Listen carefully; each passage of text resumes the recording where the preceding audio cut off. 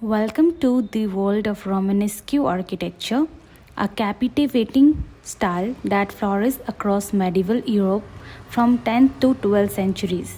This era marked a period of significant architectural development and creativity, bridging the gap between the fall of the Roman Empire and the rise of Gothic innovation. This is me Jyoti Ketan and you're watching Arcandy. Without further delay, let's get into the today's video.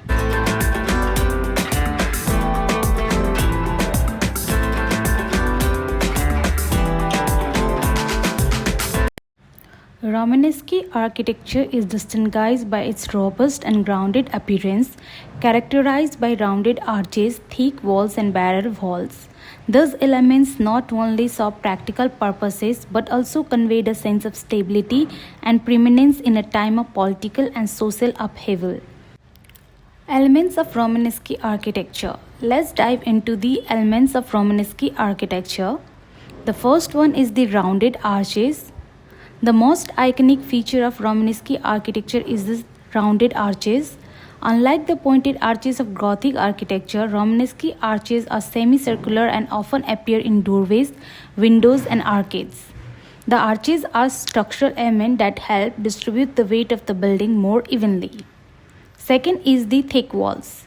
Romanesque buildings typically have very thick walls, often several feet deep. This thickness provides the necessary support for the heavy stone roof and vault. The thick wall result in small, often narrow windows that let in limited light, contributing to the dimly lit interior spaces. Third one is the barrel vault. A barrel vault is a continuous series of arches that creates a tunnel-like effect. This feature is common in Romanesque churches and basilicas. The barrel vault distribute the weight of the roof and upper walls, making them a key element in the construction of Romanesque buildings. Groin vault. Created by the intersection of two barrel groin walls from an X shape in the ceiling, they allow for the creation of more complex and spacious interiors compared to simple barrel vault. Fifth one is the piers and columns. Romanesque architecture often employs piers and columns to support the structure. Columns may have intricately carved capital featuring biblical or mythological motifs. Capitals at the top of columns are frequently adorned with detailed carvings, including scenes from the Bible, mythical creatures, or geometric patterns. Sixth one is the small window. Windows are usually small and set high in the walls due to the thick masonry. This design is a practical necessity for maintaining structural integrity. When present, stained glass windows add color and depict religious scenes, providing both aesthetic and spiritual enhancement. Seventh one is the ambulatory and radiating chapels. A walkway around the altar in Romanesque churches allowing for processions and facilitating access to relics. Thus chapels project outward from the main body of the church, providing space for additional altars and accommodating pilgrims. Eighth one is the corbel tables. Corbel tables are a series of corbels projecting supports that extend from the wall and support a horizontal ledge or eaves. Often decorated with sculptural elements, these tables help to visually break up the expanse of wall and visual interest. Ninth one is the entrance portals.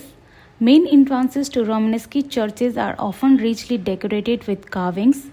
The semicircular area above the door frequently features scenes from the Last Judgment or other religious iconography. Statues or figures may be placed on the jambs sides of the doorway, depicting saints, angels, or biblical figures. 10th one is the towers and spires. Many Romanesque churches feature one or more towers, often square in plan, which may include a lantern or spire on top. Towers serve both a symbolic and practical function, marking the church's presence in the landscape and sometimes housing bells. Romanesque architecture represents a period of architectural innovation that combined functionality with symbolic and decorative elements. Its solid and grounded aesthetic reflects the medieval focus on durability and religious significance. Use of materials. In Romanesque architecture, the choice and use of materials were crucial to achieving the style's characteristics, solidity, and grandeur. Here's a detailed look at the materials used and their roles in Romanesque construction. First one is the stone. Stone was the dominant material in Romanesque architecture due to its durability and ability to support the heavy structures typical of the style. Common stone use included limestone, sandstone, and granite. The choice of stone often depended on local availability and the specific needs of the building.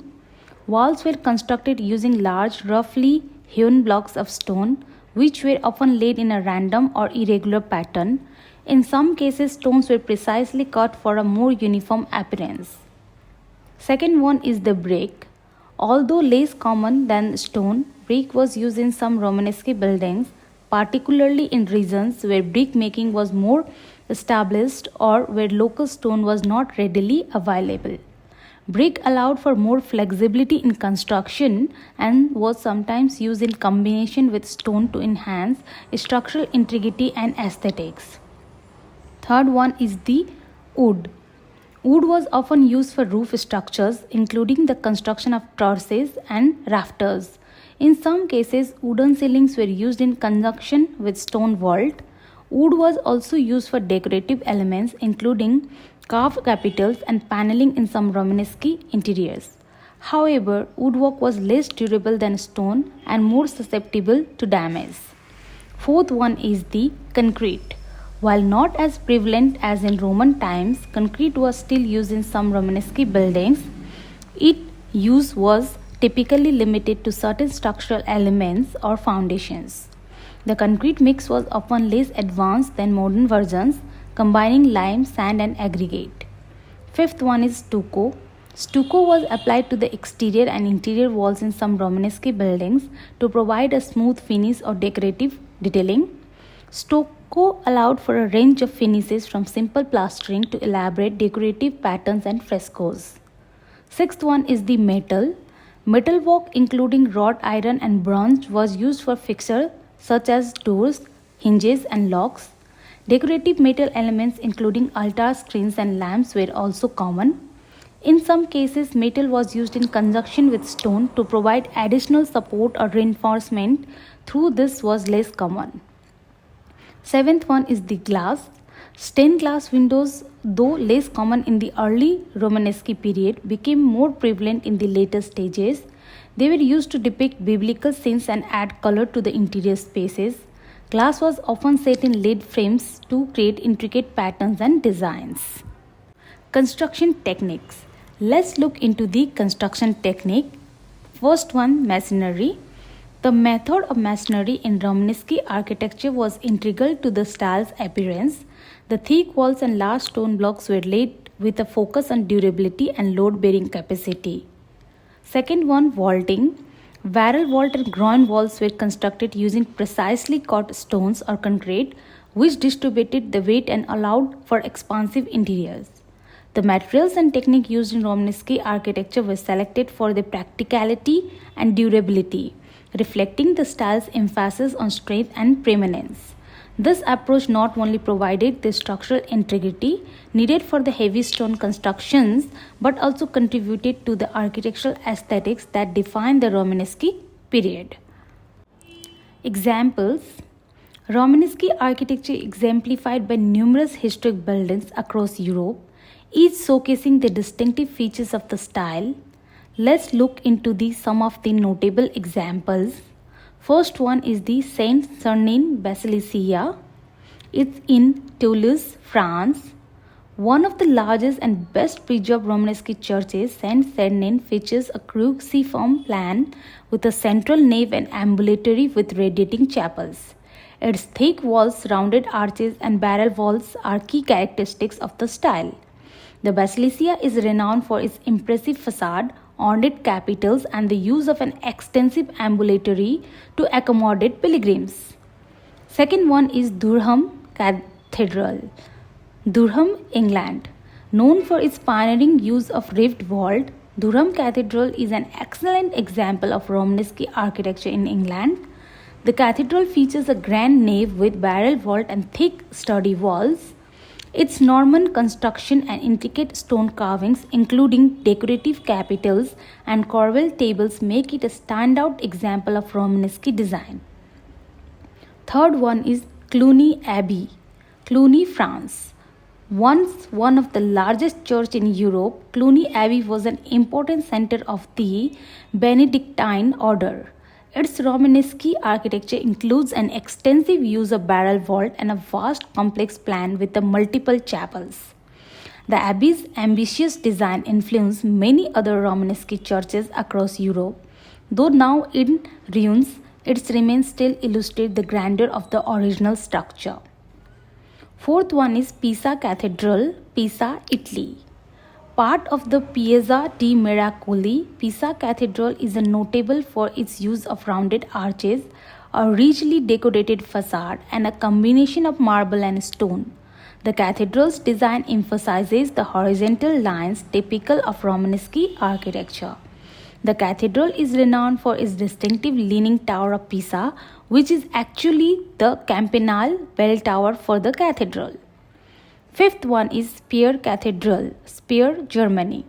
One of the most significant examples of Romanesque architecture in Germany, Speyer Cathedral features a monumental basilica plan with a grand nave, thick walls and rounded arches.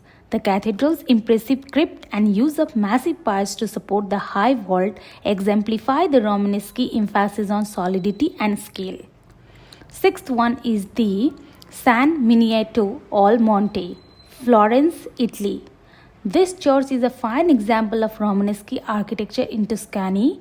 It features a distinctive facade with horizontal band of marble and a richly decorated interior with a focus on geometric patterns and intricate mosaic work. The church's use of geometric and decorative patterns in marble adds to its visual appeal, reflecting the style's characteristics, solidity, and ornate detailing. Seventh one is the Toulouse Cathedral, Toulouse, France. The Toulouse Cathedral combines Romanesque and early Gothic elements with thick walls and rounded arches typical of the Romanesque style, as well as some Gothic innovations like roof vault. The cathedral's use of robust masonry and detailed sculptural work on its facade showcase the transitional nature of its architectural style. Eighth one is Montreal Cathedral, Montreal, Italy. Located near Palermo, the cathedral is known for stunning mosaics and Romanesque architecture combined with Byzantine influences. The building features a Latin cross plan, rounded arches, and a richly decorated interior. The extensive mosaic decoration in cathedral's apse and a nave is a highlight, reflecting a blend of artistic traditions.